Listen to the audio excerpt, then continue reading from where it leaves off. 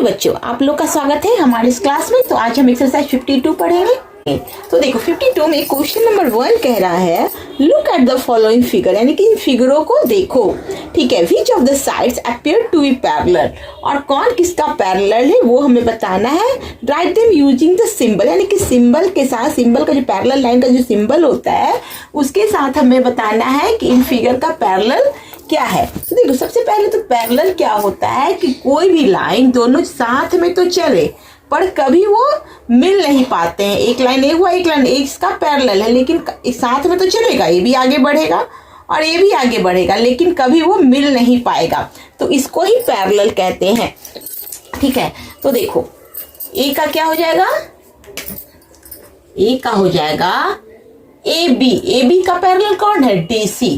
तो लिखेंगे A B, parallel का साइन ऐसे देते हैं डी सी।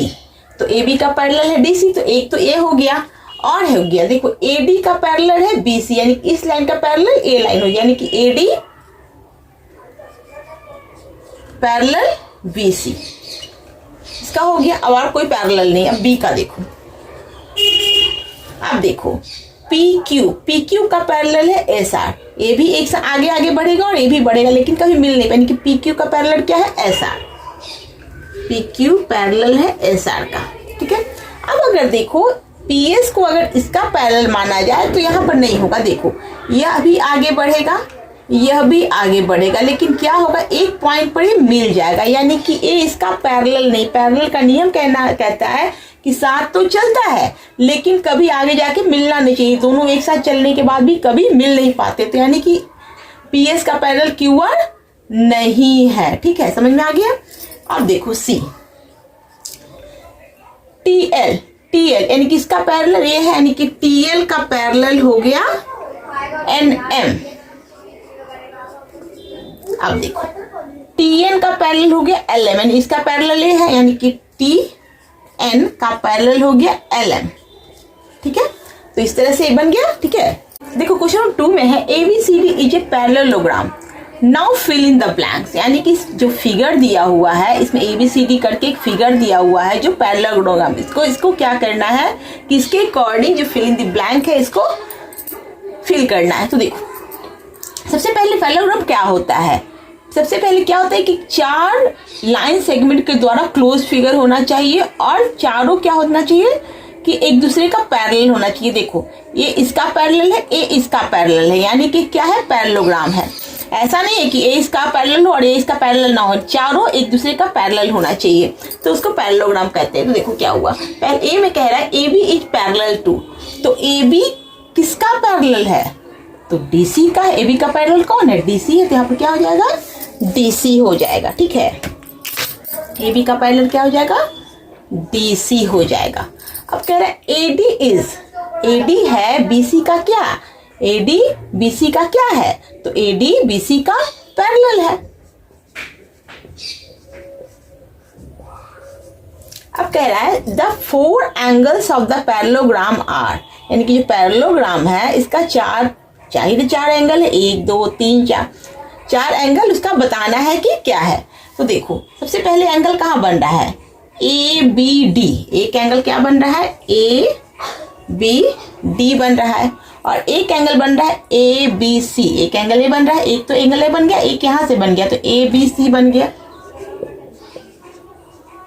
अब देखो इधर से आएंगे तो एक एंगल ए बन रहा है, यानी कि बी सी डी बन रहा है, बी सी डी बन रहा है, और एक एंगल ए बन जाएगा, तो क्या बन जाएगा, ए डी सी बन जाएगा।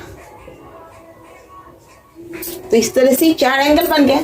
अब डी में क्या है, the 2 diagonals of the parallelogram are, इसमें 2 डायगोनल्स है, तो कौन है भाई, ए और ए लाइन इससे लाइन से मिल जा रही है, तो क्या हो गए, डायगोनल्स हो गए, क्योंकि इससे तो मिलेगा नहीं, ए लाइन इससे मिलेगा, तो इसको क्या बोलते हैं, डायगोनल्स बोलते हैं। तो ए सी क्या हो जाएगा, ए सी, एक डायगोनल्स ए है और एक बी डी, डायगोनल्स हो गए B D. The 4 sides of the parallelogram are, इसमें 4 साइड्स हैं तो उनका नाम बताना है। तो देखो एक साइड ए है तो यार ए बी, एक साइड क्या हो गया, ए बी, दूसरा साइड है बी सी, दूसरा साइड क्या हो गया, बी सी, तीसरा साइड है सी डी, और चौथा साइड है AD या DA, कुछ भी लिख सकते हैं, तो DA लिख देते हैं। तो 4 साइड हो गया, ठीक है। क्वेश्चन नंबर 3 में है PQRS इज अ रेक्टेंगल। एक PQRS एक रेक्टेंगल बना हुआ है। Now fill in the blanks, उसके अकॉर्डिंग ये फिल इन द ब्लैंक में फिल करना है। तो ए में है angle P is equal to कितना डिग्री। तो एंगल P हमारा यहाँ पे है। तो एंगल P, देखो कोई भी जब परपेंडिकुलर एक लाइन ऊपर से गिरती है तो वो क्या हो जाता है, हमेशा वो 90 डिग्री हो जाता है। ऊपर से एक बेस पे परपेंडिकुलर लाइन गिर रही है तो वो 90 डिग्री, यानी यहाँ पर क्या हो जाएगा, 90 डिग्री हो जाएगा, ठीक है। यहाँ पर हो जाएगा 90 degree. The measure of angle RH, यानी एंगल R यहाँ पे है, तो इसका मेजर क्या होगा। तो देखो इस पे भी तो एक परपेंडिकुलर लाइन गिर रही है ना, इधर से भी गिर रही है, तो ये हमेशा क्या हो जाएगा, ए भी क्या हो जाएगा, ए भी हो जाएगा 90 डिग्री, ठीक है। तो यहाँ पर क्या लिखेंगे, 90 degree. PQ is parallel to, PQ यहाँ है, PQ किसका पैरेलल है, तो SR का पैरेलल है, तो यहाँ पर क्या हो जाएगा SR। PS इज QR, तो PS यहाँ पे है, QR का क्या है, तो पैरेलल है। PS तो QR का पैरेलल हुआ ना, PS पैरेलल है QR का। क्वेश्चन नंबर 4 में है फिल इन द ब्लैंक्स, यानी कि खाली स्थान को भरना है। तो देखो all sides of a square are, यानी कि एक स्क्वायर में ऑल साइड्स क्या होता है। तो देखो अगर स्क्वायर की बात करेंगे, ए भी 5 सेंटीमीटर, ए भी 5 सेंटीमीटर, ए भी 5 सेंटीमीटर, यानी कि चारों साइड्स क्या होते हैं, इक्वल होते हैं। तो यहाँ हम लिख सकते हैं इक्वल, ठीक है। दूसरा बी में है each angle of a square has the measure, यानी कि एक स्क्वायर का सभी का कितना एंगल होता है। तो देखो इस पर एक परपेंडिकुलर गिर रहा है, इस पे भी परपेंडिकुलर गिर रहा है, यहाँ भी परपेंडिकुलर गिर रहा है, यहाँ भी, यानी कि सभी का क्या होता है 90 डिग्री, यानी कि स्क्वायर का एंगल क्या होता है 90 डिग्री होता है, ठीक है। अब parallelogram whose all sides are equal, एक पैरेललोग्राम का अगर सभी साइड इक्वल है तो वो क्या कहलाता है, तो वो कहलाता है रोम्बोस, ठीक है। डी में है quadrilateral in which only one pair of opposite sides are parallel, यानी कि एक ही साइड पैरेलल है, दूसरा साइड पैरेलल नहीं है। देखो ऐसे हो सकता है। अब देखो ये आगे जाके, देखो यहाँ पर ये आगे जाके क्या होगा, यहाँ पे तो मिल जा सकता है ना, लेकिन ये तो नहीं मिलेगा, यानी कि एक ही साइड अगर पैरेलल हो तो वो क्या कहलाता है, तो वो कहलाता है ट्रॉपिजियम, ठीक है।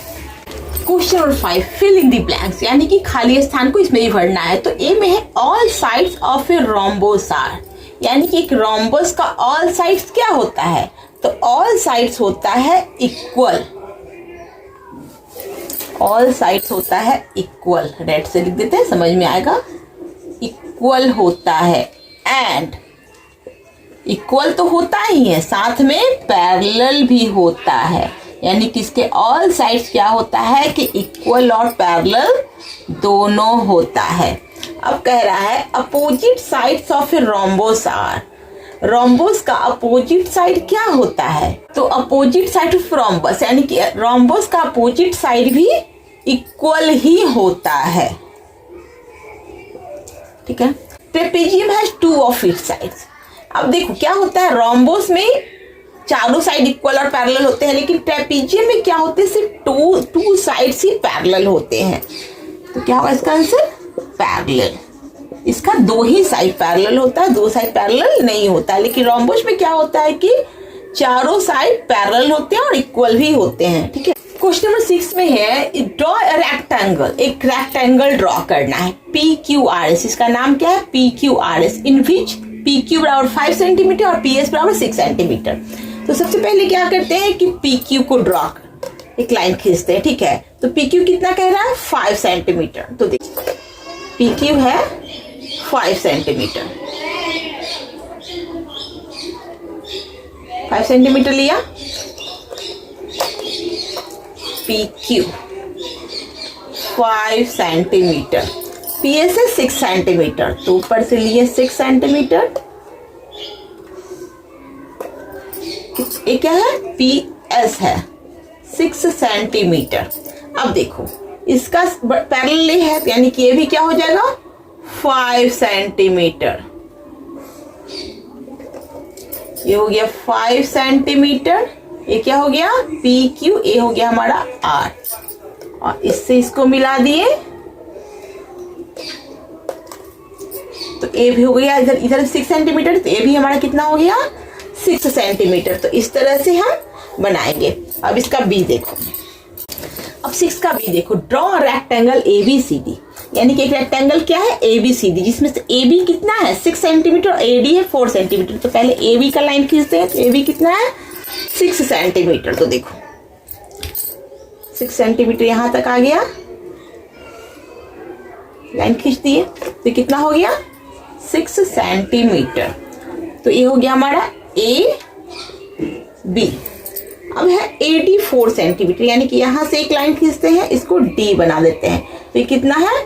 4 सेंटीमीटर। तो देखो 4 यहाँ पे है, ठीक है। ये कितना हो गया? 4 सेंटीमीटर। और इसका नाम क्या हो गया? D हो गया, ठीक है। इसका नाम हो गया D। अब देखो इसका पैरेलल ये है, तो ये भी जब नहीं दिए तो कितना हो जाएगा? 6 सेंटीमीटर हो जाएगा ये भी। और इसका नाम क्या हो गया? C, और ये हो गया 6 सेंटीमीटर। और इसको बराबर कर देंगे तो ये भी हो गया हमारा। एक कितना हो गया? इधर 4 सेंटीमीटर, तो ये भी कितना हो गया? 4 सेंटीमीटर। तो इस तरह से कॉपी पे बनाएंगे। देखो क्वेश्चन नंबर 7 में है ड्रॉ अ स्क्वायर। एक क्या करना? स्क्वायर ड्रॉ करना है, जिसमें ईच साइड, हर साइड का मेजर कितना है? 5.7 सेंटीमीटर, ठीक है। तो एक स्क्वायर करने के लिए सबसे पहले क्या है? 5.7 की जो भी साइड है, हर साइड का मेजर है 5.7 सेंटीमीटर। तो हम सबसे पहले क्या लेते हैं? 5.7 सेंटीमीटर। तो देखो 5.7 कहाँ है? 5 के बाद कितना गिनेंगे? 1 2 3 4 5 6 7, यानी कि 5.7 यहाँ हो गया, ले लिए, ठीक है। तो ये कितना हो गया? 5.7 सेंटीमीटर। उसके बाद क्या कर रहा है? हर साइड, ये इधर से भी हमको कितना लेना पड़ेगा? 5.7।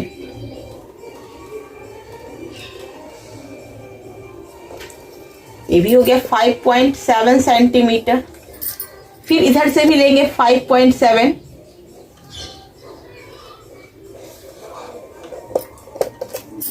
तो हो गया 5.7 सेंटीमीटर। और इधर से भी ले लेंगे, तो ये भी हो गया हमारा 5.7 सेंटीमीटर। तो इस तरह से बनाएंगे। अब देखो क्वेश्चन नंबर B है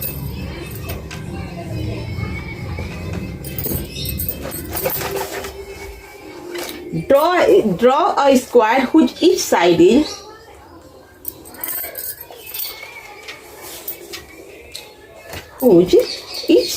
is of the length